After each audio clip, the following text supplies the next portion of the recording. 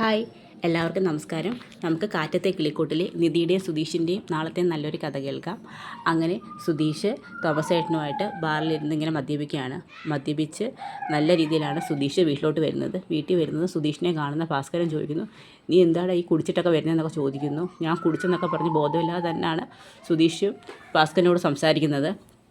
അതിനുശേഷം മദ്യപിച്ച് സാധാരണ എല്ലാവരും കൂടി ഒരുമിച്ച് ഹാളിലാണ് കിടക്കുന്നത്. മദ്യപിച്ച് നല്ല രീതിയിൽ ബോധം മറിഞ്ഞിരിക്കുന്ന സുധീഷ് നേരെ നിധിയുടെ റൂമിലോട്ട് കയറി ചെല്ലുകയാണ്. നിധി കിടക്കുന്ന കട്ടിലിൽ കയറിയും കിടക്കുകയാണ്.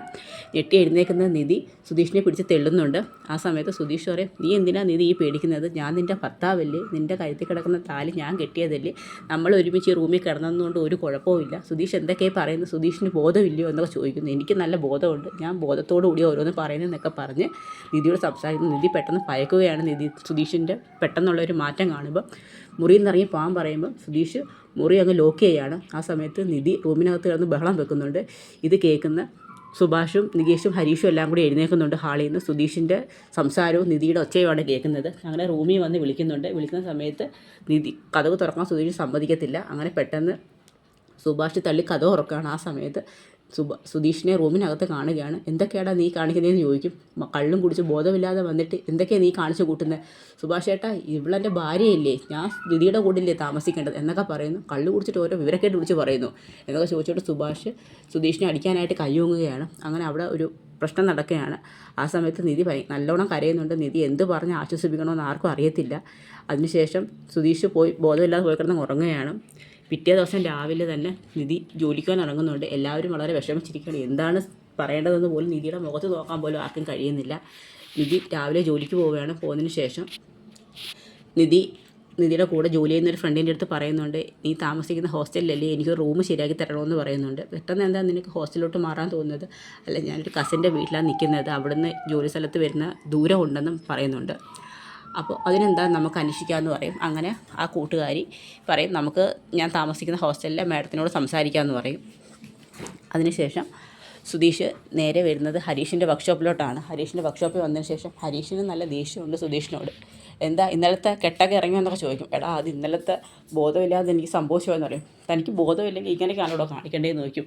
താൻ കാരണം എന്തൊക്കെ പ്രശ്നങ്ങൾ ഇന്നലെ രാത്രി ഉണ്ടായെന്ന് അറിയാമോ? എടാ, ഞാൻ പറഞ്ഞില്ലേ, ഞാൻ അറിയാതെ കഴിച്ചപ്പോൾ കുറച്ച് കൂടുതലങ്ങ് ഫിറ്റായിപ്പോയി, ഞാൻ നിധിയുടെ മോശമായിട്ടൊന്നും പെരുമാറിയിട്ടൊന്നും ഇല്ല എന്ന് പറയും. അത് ഞങ്ങൾക്ക് ഇന്നലെ മനസ്സിലായെന്ന് പറയും. ഇതിനെല്ലാം കാരണം അങ്ങേരെ വാക്ക് കേട്ടോണ്ടാണ് ഞാൻ വെറുതെ എന്ന് ചോദിക്കും. നിങ്ങൾക്കറിയത്തില്ലയോ അങ്ങേരുടെ സ്വഭാവം? വെറുതെ ഓരോ വാക്കും കേട്ടോണ്ട് ചെന്നിട്ട് ആ ഏട്ടത്തി എന്ത് വിഷമിച്ച് കാണും, നാണം കെട്ടുപോയി മനുഷ്യർ ഇന്നലെ. ആ ഏട്ടത്തിൻ്റെ മുഖത്ത് പോകാൻ എനിക്ക് കഴിയുമെന്നൊക്കെ ചോദിക്കും. സുധീഷിനെ എന്തോ പറയണമെന്നറിയത്തില്ല. അങ്ങനെ അവരതിനെക്കുറിച്ച് സംസാരിച്ചുകൊണ്ടിരിക്കുമ്പോഴാണ് നമ്മുടെ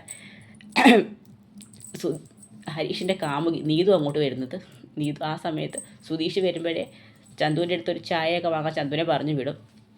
നീതു വരുമ്പോഴത്തേക്ക് ഇതെന്താ എപ്പം നോക്കിയാലും വന്നിട്ട് ഹരീഷിൻ്റെ അടുത്ത് വന്നിരിക്കുന്നത്, എന്താ ഹരീഷിനാലും പിടിച്ചോണ്ട് പോകുന്ന കരുതിയാണോ? അങ്ങനെ നീതു സുധീഷിനോടൊക്കെ സംസാരിക്കണം. സുധീഷ് രണ്ടും കെട്ടൊരു ഭ്രാന്ത് പിടിച്ച അവസ്ഥയിലാണ് ഹരീഷിൻ്റെ അടുത്ത് വന്നിരിക്കുന്നത്. ആ സമയത്ത് നീതു കുറച്ച് റൊമാൻസ് രീതിയിലൊക്കെ ഹരീഷിനോട് സംസാരിക്കുകയാണ്. അതിനുശേഷം ഒരു കീ ചെയിനൊക്കെ എടുത്ത് കൊടുക്കും. ഇത് എൻ്റെ ജീവനാണ്, ഇത് ഹരീഷിന് വേണ്ടി ഞാൻ മേടിച്ചതെന്നൊക്കെ പറഞ്ഞ് കീ ചെയിനൊക്കെ കൊടുക്കും. ഇതൊക്കെ കാണുമ്പോൾ സുധീഷ് പിന്നെ ഒരു കീ ചെയിൻ 10-30 രൂപയുടെ ഒരു കീ ചെയിനാണോ ഹൃദയം എന്നൊക്കെ പറഞ്ഞുകൊണ്ട് സുധീഷ് അതെടുത്ത് കളയാനായിട്ട് പോകും. ആ സമയത്ത് ഹരീഷ് പറയും, എന്തൊക്കെയാണ് സുധീഷേട്ടാ നിങ്ങൾ കാണിക്കുന്നതെന്ന് ചോദിക്കും. പിന്നെ അല്ലാതെ അപ്പോൾ എൻ്റെ കീ ചെയിൻ നിങ്ങൾക്ക് വേണ്ടേ എന്ന് പറഞ്ഞുകൊണ്ട് നീതു പരിഭവിച്ചങ്ങ് പോവുകയാണ്.